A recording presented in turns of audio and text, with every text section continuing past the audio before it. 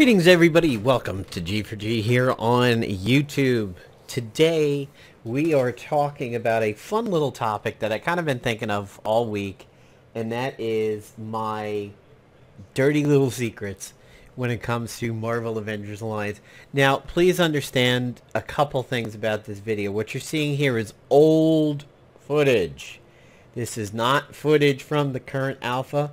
This is footage from back when the game was live. I'm simply using it as a backdrop for this video because it is more appropriate for this video to take place under the old stuff than anything new. So this is basically just going to be kind of a fun video.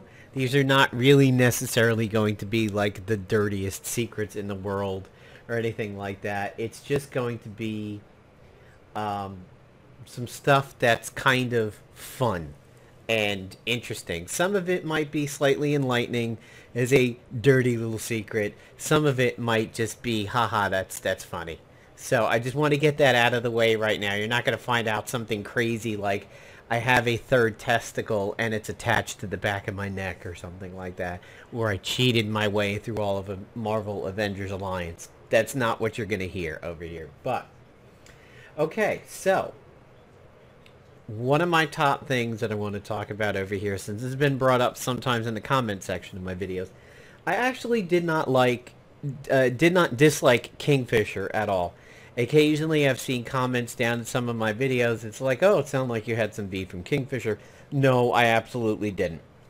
The truth be told is there was no way on earth I would be where I was with the streaming and the video recording at the end, well, not at the end, but the last 2 years or so of Marvel Avengers Alliance, if it wasn't for Kingfisher. And like I have always said, probably one of the videos that actually not defined my video making for Marvel Avengers Alliance, but kind of defined my whole career within MAA, was The Thing is Invincible in PvP.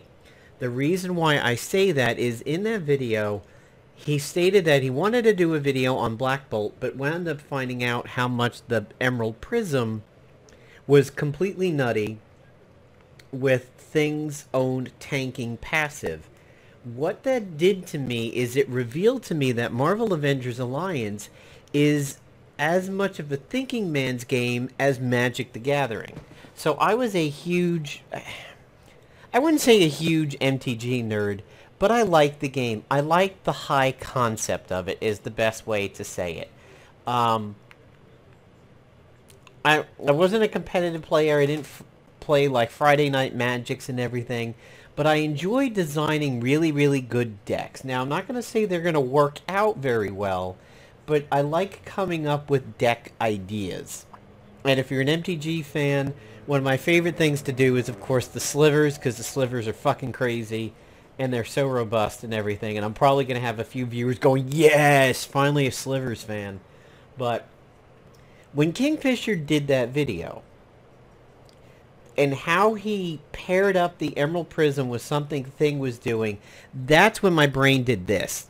And I just went, holy shit. It was like, you know, Eric from Tim and Eric, and how he does like the mind blown thing, and the fireworks are going off, and he's like, bleh, bleh. That video did that for me about this game. That's when I said, okay, I don't have the Emerald Prism. Let me try and see if, like, the Norn Stone. Maybe I could use the Norn Stone for this or something. And, oh, by the way, the video that's going on in the background over here is the biggest bugs of MAA of all time. This wasn't at the very end of the game when we knew it was dying. It was several months beforehand, so it was pretty up to date, but it's a video where I discuss all the bugs that the game had and everything. So anyway, back to the point. That video was what turned this into a thinking man's game for me, and that's where all my crazy shit would come from. And I had to share failures and things that didn't work well, because that's true to the spirit, and it's also true to the spirit of deck building and MTG. You would think I would be a huge Hearthstone fan at this point, and actually I should be, because Hearthstone is a pretty good representation of it. However, I have something like 315 unopened packs of Hearthstone, because I just don't play it that much. But yeah, that's the video that turned this into a thinking man's game for me, and I always have to give credit to that. So I never had beef with KF at all, but like some people have said recently, towards the end of MAA's career, I just wasn't watching him a whole lot, mostly because I had my own thing. I didn't need him to be a brain for me to pull from at that point. I was doing it well enough on my own, and I didn't need to siphon off his ideas, which in the beginning, before you get your feet under you, people like him, CJ Edwards, and somebody else that I will talk about later, but not in this point, are your initiating factors. And I was also getting the feedback in my videos at the time that I had become that for people. I didn't really feel like it was a true honesty to the spirit of the game or idea making if, like, I'm looking at KF videos to encourage me or inspire me, and then people are looking at my videos saying this was an inspiration to me. It didn't feel right. So just towards the, last 2 years or so, I just wasn't watching KF as much as I used to. And I never had a beef with him. I will say this, though. I was streaming for almost a year before he discovered Twitch and started streaming. And I did for in the secret compartments of my brain, and I would tell some people about this, I hated the fact that he wound up on Twitch too. That's the one thing I had to beef with. I was like, damn man, Twitch was my area, and now he's over here too. I never watched the streams because I had enough people who watched both of us tell me, like, nah, you don't even want to bother. They're so newbie in his chat, and they just bug him with stupid requests and stupid teams. He's like, you will pull your hair out and you will choke out 3/4 of his audience, and just don't even bother. So I didn't. There was a point, moving on, there was a point in the game where I was so not good at the game, all I did was log in, do 24-hour flight decks, and log out. That was a dark time for me in MAA, considering how MAA wound up being for me. That period of time, I just didn't have my feet under me. I lacked resources. I lacked friends, so I could never get anything done for Spec Ops. I wasn't earning silver from visiting them and all the goodies and everything. I just logged in, I did a 24-hour flight deck, and I logged out. I barely had the money to train people. It's... If you've ever had that moment in life where you're just like living check to check, and you're thinking about getting fries with a hamburger, and you're like, I can't afford it. That's what the game was for me at that time. That was my food stamps time of the game. And I'm so glad to have gotten beyond that.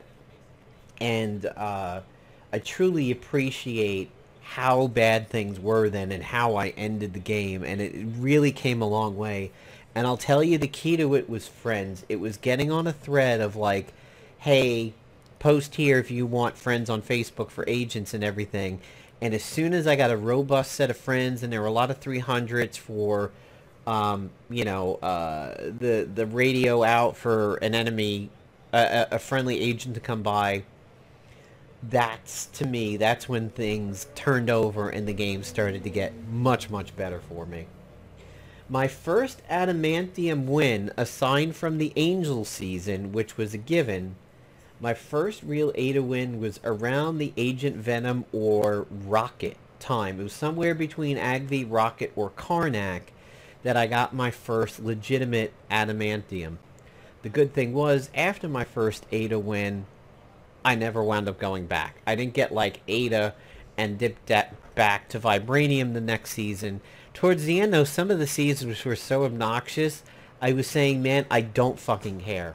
Like, I don't care if I get Adamantium, Vibranium's fine, but I wound up pushing. And I think the highest that I ever got was in the 2000s somewhere. And it's nice to say, now that the game is dead, that I've definitely had all those Ada finishes, and I did get those, like, 2000 plus seasons and everything like that.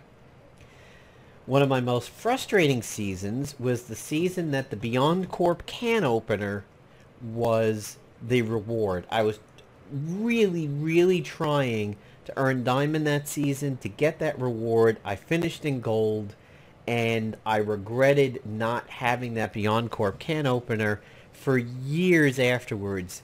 When it showed up in the spinners towards the end of the game, I tried really hard to get it, and those who were fans of my work in 2016, 2015, they knew how much that thing meant to me and how much I wanted it. Never wound up getting it. And if you remember, right after that PvP season was when we had the arcade Spec Ops. And we had all the, like, Robo Cage and Robo Iron Fist.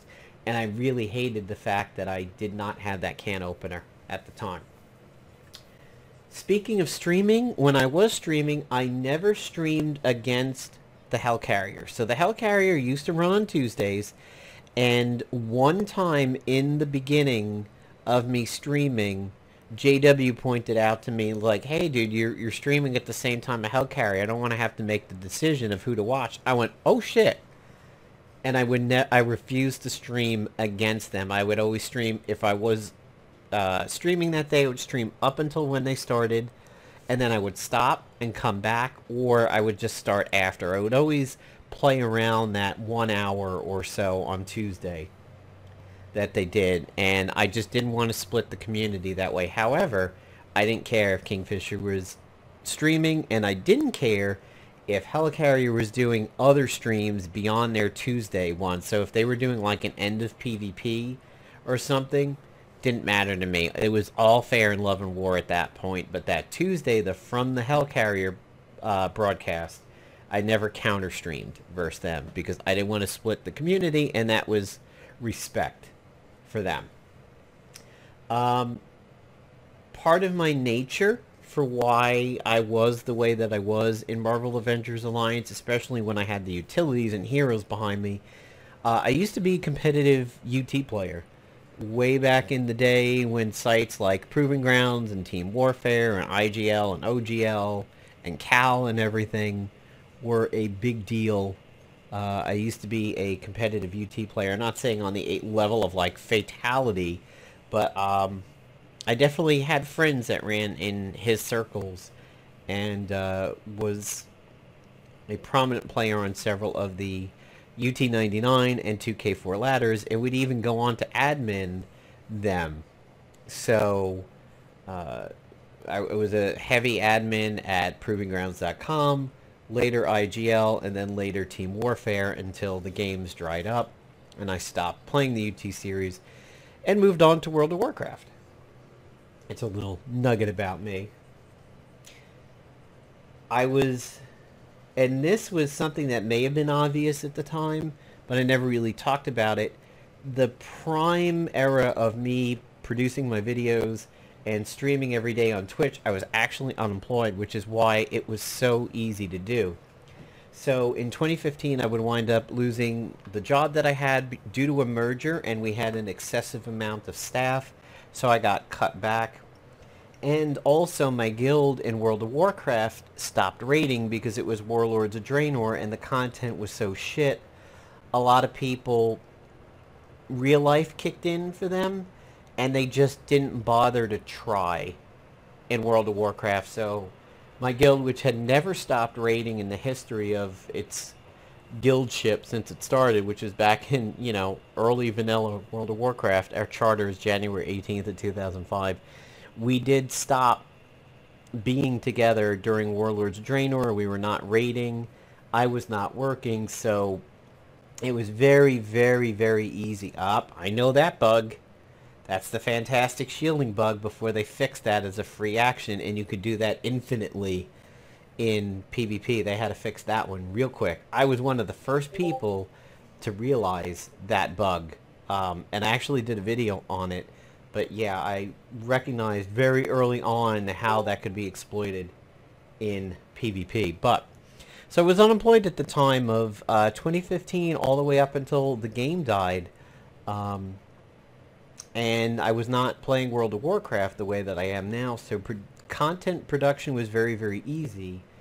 And that's how I was able to do my next little secret, was that I never wanted to miss a week of doing the week in Marvel Avengers Alliance. I made it a point of doing that every single weekend, every single week. One of them I even filmed in the backyard of my parents' house in Wilmington.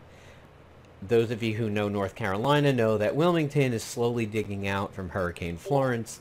The highways are flooded getting to Wilmington, and there's even a case that the river, Cape Fear River, is probably going to flood tonight around 9 o'clock. So Wilmington is in a bad way, but I was out there on vacation, and I didn't want to miss a day or a weekend of doing the week of Marvel Avengers Alliance, so I actually did a quote-unquote live one in their backyard. I was a very big fan of Marvel Avengers Alliance 2, even though there was no agent, and it got a lot of criticism for that and everything. However, I thought Marvel Avengers Alliance Tactics was bullshit trash. I was in the beta for it because I configured my Chrome browser with an extension called Hola to either emulate Brazil or the Philippines, and I got my way into the game before I should have, and I was familiar with it, and I got really established with it. However, once it went live, that full-on PvP thing, once you got past a certain level and the shield came off around your dome, I thought was bullshit, and I was farmed out heavily by a Filipino guy who said, and I quote, "Why would I want to stop farming people weaker than me? They are my cattle." We had a lot of people in my area that complained about this guy. We're like, dude, like, can you let us get our feet under us? Like, you attack us the moment we're PvP available again. And that was his response, and that's why I hated the game. Plus, I also thought it was very, very laggy in its performance compared to Marvel Avengers Alliance. It was not optimized very well, and when it died, I was quite happy to see it die. Obviously, when MA2 and MA1 died, that was a different story. But I liked MA2. I didn't think the two games had to be tied together because I'm a big fan of Chrono Cross as much as I'm a fan of Chrono Trigger. I'm not one of those people who go, "Oh, this wasn't a real sequel of blah, blah, blah, fuck you." I love Chrono Cross. I can distance it from Chrono Trigger, so that's why I was okay with Marvel Avengers Alliance 2. I really only used the wiki when I was playing the game. That's the only place that I hung out. I did not hang out at Game FAQs. I did not know there was an MAA community there, and I found out later on that a lot of cheaters in the game hung out at GameFAQs. Like, that was the cesspool where that was like the Mos Eisley of the MAA stuff. I pretty much exclusively hung out on the Avengers Alliance wiki with people like Pot Kettle Black, and I was actually banned a day or so by an admin by the name of Shizoda because I defended jailbreaking of iOS devices. I said jailbreaking in and of itself is not bad. Like, don't assume that everybody who jailbreaks is like into cheating and everything. And I got a day banned for that because I simply said the word jailbreak, which she thought that meant that I was like encouraging the cheaters and everything. I was like, no, I'm stopping the tinfoil hat bullshit about jailbreaking. Like, you don't know what you're talking about. And I wrote her a huge letter as to why I thought like she was an utter piece of shit for doing that. But and I shared it on stream around the time. I was like, this is the letter I'm sending her because she's a fucking idiot. A lot of people had some issues with people on the Avengers Alliance wiki, several of the admins, and a lot of people hated Pot Kettle Black. They thought he had a very elitist attitude, but I used his ISO builds and I thought nothing was wrong with them, and I didn't really think he was that bad of a person, but a lot of people did. And I was rarely ever on the PD forums unless I was like reading patch notes and shit. But I didn't really hang out there, and I didn't really actively read anything over there. When I was playing PvP, if a season was live and I logged in and I saw that I had a loss, I played to counter the loss.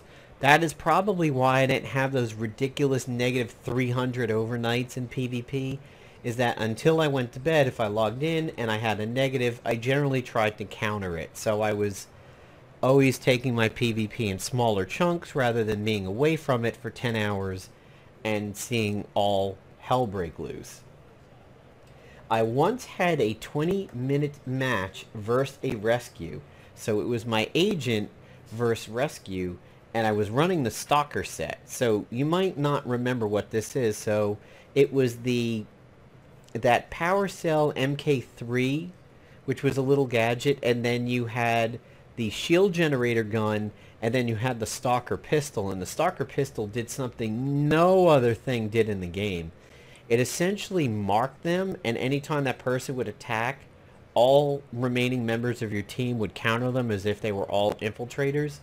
So it was just my agent, and it was just a rescue, and I think the only thing I had was the Scroll of Angelob, the shield generator gun, and maybe the Stalker, and it took forever, but I didn't want to give up on it, and I would eventually wind up winning. But I think that was one of my longest matches. You'll see here in this video, my agent was using the Devourer quite a bit. I often call the Devourer the hardest working piece of agent gear in the game, even though at times I thought it felt a little flat in its its additions and counters, but it was probably one of my favorite weapons of all time. I think it did way more work than anything else. Molly Hayes was probably my favorite character in the game, especially before the PvP stamina nerf. One of the reasons why I like Molly Hayes is I often draw parallels between her and my girlfriend. They both have an inner rage to them, and they both really, really like coffee. So I used to joke all the time with her that Molly Hayes was her, and I used to draw parallels between the two of them, and that's one of the reasons why I happen to like Molly Hayes quite so much. It was just a fun little thing between us. Back in the day, I missed a lot of the old, really, really good super weapons. Those sets that had things like the Phoenix Flare, the Odin Staff, the Roar of the North, and everything. Obviously, later on, when the game got older and they would go on sale, and you could get them to drop in the later portions of the game and everything, I would eventually get some of them back, and I even did a video called Bury the Stun that featured the Roar of the North and how you could get away from the kicks like a mule. But a lot of those really old, super powerful weapons from the beginning of the game I didn't have because I just wasn't that good in the game, and that was probably during the 24-hour flight deck period. The played-on version of the game, so there's the Facebook version of the game, the played-on version of the game, the iOS version, and then the Android Windows Store version of the game. I treated the played-on version like my testbed, so I started on Facebook, and I encountered that there was a version on Played-on's own website, and I often made different choices there just to see what they were like. Like on the Facebook version, I didn't pick Thor, but over on the PD version, I did, and I would try to find out about characters that I had never picked before. And I got so many of those Loki scepters over on that version. I used to use it in PvP on the Played-on version because I had like 82 of them. So I always treated the played-on version until it died as my test bed. And then when it did die, I think I got like a lot of gold that got transferred over to my Facebook version. Remember in the beginning of the video I said there was a content creator on YouTube that I did not watch in the beginning of the game when I used to watch a lot of people like Kingfisher and CJ for tips? Inhuman Beatdown. Didn't really encounter him in the beginning of the game, but later on in MAA's lifespan, somebody did link me his video where Inhuman Beatdown was just basically crying over how hard it was and how hard PvP was, and he wanted to quit the game and everything. I was like, you bitch. Like, are you serious? Like, are you actually having a mental crying breakdown on a video because you think this game is hard? And once I saw that video, I refused to ever watch anything Inhuman Beatdown related at that point. I have been leading my guild in World of Warcraft since 2005, and I've been leading portions of my clan since 2002-ish.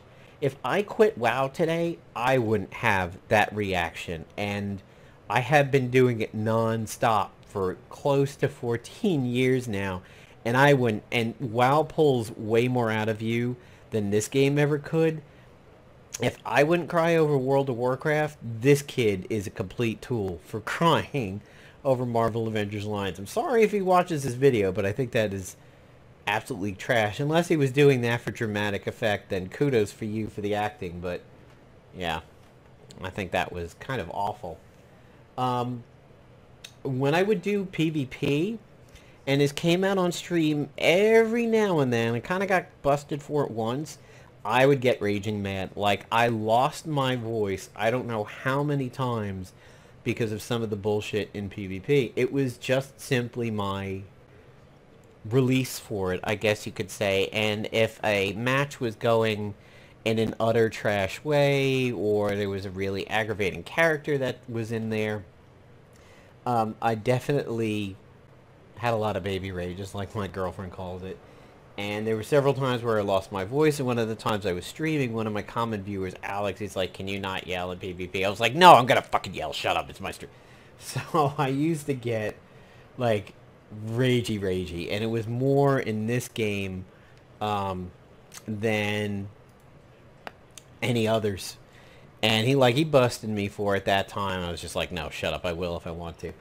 And but that pretty much got left behind in Marvel Avengers Alliance PvP. I don't do it too much in Overwatch or Heroes of the Storm or anything, but I definitely did get raging mad at PvP matches in this, especially during bullshit stuff. I never really suffered those like negative 100 losses and everything because of the way that I played. But some of the later seasons where I got really high up there, occasionally I would get like a negative 100 or a negative 80 oversleeping. I used to play this game so much that when I was at work, I would play it over Puffin. Puffin, of course, as you may know, was a Android browser that allowed you to play Flash after Flash started getting killed on Android devices. So I would go to Facebook and Puffin and go over to the game and play it there. Later on, I stopped playing it on Puffin, but I had TeamViewer on my work computer and my home computer, and I would just remote my home computer and play it there. That's how much I used to play the game during any given day. I was actually remoting my computer to do it.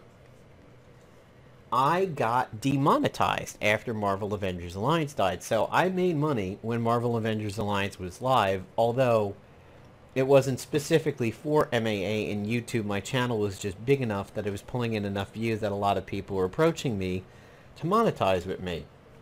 I was monetized for several years, but when MAA dried up, and I just didn't really have the content that I was focused on the way I was with MAA, because I wasn't going to do Hearthstone. I can't break into the Hearthstone community. It's just too robust. And Heroes of the Storm, wow, I mean, I wasn't there the way that I used to be. Eventually, I got demonetized because I just wasn't pulling in the views that I used to, so they broke with me. Chances are I could probably get there again if I pushed it. It was only like I was making $10, $15 a month during my highest period of time, so it was absolutely chump change. But, you know, it was still fun. I noticed today, in looking at one of my old videos, I saw on the list of PvP people to face was an alliance called WRT. I don't know what it stands for, but the last year or two of Marvel Avengers Alliance, anytime there was a really trash meta out there, a really ridiculously shitty, really obnoxious, annoying shit meta, WRT players always ran it. So I spent the last 2 years fucking hating WRT players. JW, who used to watch my videos and streams a lot, he was the same way. We had a shared hatred for everybody in WRT, and it was peaked during the triple blaster blow-up meta, where you would stack your team with all blasters, and they had that if they die, they blow up meta. And it just was like you were afraid to kill anybody there. You had to do it like kill somebody, heal up, kill somebody, heal up, because if you killed them, they'd blow up your team, and you would have a loss or a draw. That alliance mostly ran blaster blow up at its height, and that's when I really thought, like, man, everybody in this alliance is just fucking trash. They are just shitty human beings. And yeah, most of them did that, and they really earned that title. Speaking of trash PvP, here, and this one is definitely a little bit of a dirty secret over here. We all remember that time when a scutcheon was causing double drains. If you don't know what a scutcheon is, it's the ISO you put on bruisers that allowed them to absorb hit points when you attack them with melee. And since they were bruisers who often tanked, you often had to hit them, and sometimes you couldn't do more damage than the drain. Kuurth was claimed to have been bugged with a scutcheon where she would double drain and essentially be nearly immortal because it was very, very tough to kill her with all that she had and the drain. PD never declared that one a bug. They simply declared it as a feature, and what a lot of people don't know is that it was not Kuurth and a scutcheon or the elite ISO double draining. It's when you're unstunnable and double draining. So if you had Red Hulk, who was a tactician, and he did his heating up, he drained more than once because of his heating up stacks. We all accepted that. Some people thought it was a bug for a while, but eventually we all figured that one out. The elite ISO caused double drains for anybody who could not be stunned. So if you ran multiple ISOs in your bruiser suit and you used the one that said you can't be stunned, you would also double drain. Or if you had gear, there was a sword that said you can't be stunned. Maybe it was the pulse blade, the one with the big blue condom around it, I think it was. The Tron blue condom around it. Anytime anybody was unstunnable and ran a scutcheon, they would double drain. So it was more than just Kuurth. Not a lot of people realized that. They thought it was just Kuurth and her. There was constantly a civil war going on as to whether or not that was a bug or a feature. A little before this, I got invited into Adamantium Process by one of my viewers, Sumiyoshi, or Storm God. He said, hey, come over to AP. And I was like, really? You think I'm good enough for Alliance? He's like, dude, we all watch your videos. Like, you've got fantastic ideas. Come on over. So I joined AP, and I was running Kuurth with that ISO on defense for most of my seasons. A huge fight broke out in Adamantium Process as to whether or not that was a bug or just a feature. And you had the moral high ground saying it's a bug, don't use it. And you had the gray area people saying, well, Playdom has never said it, the way they've said other things is a bug, like the Fantastic Patch. If they're not banning you for using it and they haven't fixed it, it's not a bug. So eventually, a good chunk of AP left because they disagreed with management. Management said, if you run it and we catch you running it, we will kick you from AP. My little known secret is that I continued to run it. I was just smart enough not to talk about it. So seeing all these people leave and people getting kicked and everything like that for running it because the leaders believed it was shit, I ran it. I just didn't tell anybody. I'm like, God, I hope my defense doesn't run into another AP member. Otherwise, I might get busted. So I survived until the end of the game doing that. I just never told anybody that I ran it because I didn't agree that it was a bug. I thought if it was a bug, Playdom definitely would have fixed it by the end. Plus, the smart people knew what was really causing the double drain. It wasn't Kuurth, it was unstunnable. So that is by far one of the dirtiest secrets in my Marvel Avengers Alliance career, that I just kept my mouth shut and I avoided getting into trouble for it. So there you go, guys. Again, this was not meant to be a high level or intellectual video. This was just a little bit of a fun one. It's also a way of going back and looking at some old footage that I've got over here, although it's modern footage in terms of the game's life. But Deathlock, if you look at Deathlock down there, her bug was that she had her cybernetics on one side of her face in some pictures, but then it was on the other side of her face in other pictures, and PD's art department did not do a really good job of that.